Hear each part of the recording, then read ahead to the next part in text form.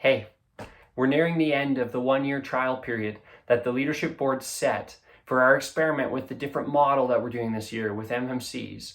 And so it's looming in many people's minds, what are we doing? What will happen?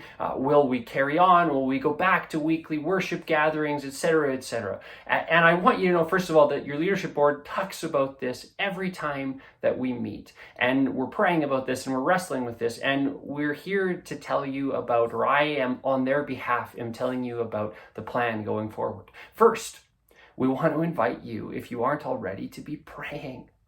All of this always was about what is God doing in our midst? How does God want to lead this local church? Because we're His, and we don't want to just say that. We want to do whatever it is that He's calling us to do. So first, pray. Second, we're going to spend some time right after Easter clarifying and asking all of us to recommit to what the Bible says about a church. Now, let me be very clear and brief here, and you can ask more questions if you have them about any of this. So this is not heavy-handed, and this is, it's not a rebuke like, well, we've lost sight of the church. All of us have a tendency over time to drift, and you may have drifted and you may not have. This happens to me. This is as much for me as for anyone else. But the reality is that God actually gives us a rubric in many ways for what a church is, about how He will evaluate the faithfulness of His church here on earth. And we're going to revisit that. And that's not about large gatherings every Sunday versus MMCs. It's not about that at all. It's about other stuff, about discipleship and worship and community and mission. So we're going to talk about that again. And like happens many times through the scriptures, we're going to say, hey, are we still committed to this? And to clarify that as we evaluate what we've done this year, we're evaluating against what God has revealed, His revealed will for His church everywhere.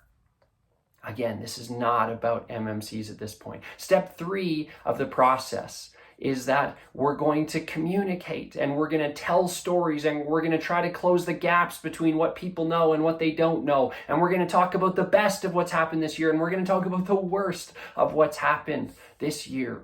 And we're also going to gather ideas. The assumption is not that the leadership board has all the wisdom in the church. We believe in the priesthood of all believers, that God speaks to and leads everybody. And so we're going to open up quite a bit of room to talk about what's happened this year, for better and for worse, what God's doing, and how we be faithful going forward, and to gather ideas for the best way to do that structurally as a church. So this will have at least 3 different parts. One is that the MMCs will self-evaluate according to the goals that they have, and we'll find out, were they effective, were they not, to what extent, and those kind of things. Second, we're going to use church retreat, the session time at church retreat. And to be clear, most of church retreat is nothing but fun. Children screaming in the gym, puzzles if you're Dean Perryman all through the night or till 3 a.m. or whatever, board games. And, last time some people camped outside on the frozen lake. We have a lot of fun, but we're going to use the session time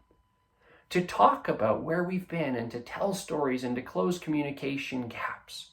And we really, even more than usual, and we always encourage you to come to church retreat, but please, if this is your church and there's any way that you can come, because we're going to be having critical conversations. For those who can't come, there will be conversations outside the church retreat as well, and we're going to figure out a way so that you can attend the church retreat conversations online if you want to. But while we're at retreat, we're going to talk about what we've done and where we should go and what ideas people have and what God is doing and how we be faithful to that. That's what we use the session time at church retreat for. Finally, there's always doors open for one-on-one conversations. Just today, I got an email. I asked our MMC leaders some questions. I gave them a very brief survey, and one of them said, look, the survey didn't give me enough chance to say what I actually think is happening. Here's what I actually think is happening. And it was so helpful. So for better or for worse, the staff and the board would love to know what it is you're chewing on. And maybe you wouldn't feel comfortable sharing that in a larger group. Then please share it this way. The 4th step is that the board is going to take all of this information from the evaluations, from the conversations, and the board will then go away and pray and discern and try to figure out, what is the way forward for us as a church. We'll come up with a plan based on these broad conversations where everybody gets input, and we'll bring it back to the congregation, likely in the summer, this coming summer, 2022.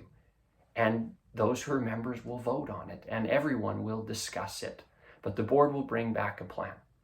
Now, that's the way forward from here. That's how we're going to work through the last months of this experiment with MMCs. So let me just say this. I know that we've been in sort of an insecure and disorienting season as a church. And some of you love that, and some of you really don't. But we are not doing what we were doing before. And COVID was part of that, and then MMCs are part of that. And it's disorienting, and that's hard for many of us. So let me just say this. 1, God is at work every week. I'm hearing stories of God at work. 2, seasons of disorientation biblically are often critical for the people of God. They get shaped when they are in the desert. Expect that that is happening now with us in our midst. And 3, some of us, we hear about these conversations, especially in part 3, and we get excited. We love that. We want to get around that table. We're excited to discuss the future of the church. We think there's critical discussions that need to happen. But some of us say, no way, for a number of reasons. Maybe we're insecure and we say we have nothing to add to that conversation. Maybe we just want to wait and see where things, come together or don't, and then make our decision. Maybe we can't imagine, or we're afraid of what we might say if we actually get into these conversations. Maybe we're hurt. Maybe we're angry. Maybe for some of us, it's like, MMCs have been so good. How could we even contemplate? Like, what's the discussion? And for others, MMCs have been so bad, destructive. They're bringing down the community, whatever. And, how can anybody even be contemplating anything but going back? You can see why we need to have these conversations, can't you? And I want to ask you, in a time when many of us are tired and it would be so easy to disengage, would you please engage? Would you please enter in? Would you enter in not just because you have to, but because the stakes of what God is doing in this church, in any church, are eternal. This matters. So would you enter in? Would you enter in expecting that God is at work and that God will lead us? Would you enter in surrendered? Not my way, Lord, but your way, and your kingdom come and your will be done. Would you enter in with hope? Hope for life began. Hope for life began because of God's work, and will carry on by his power and by his grace.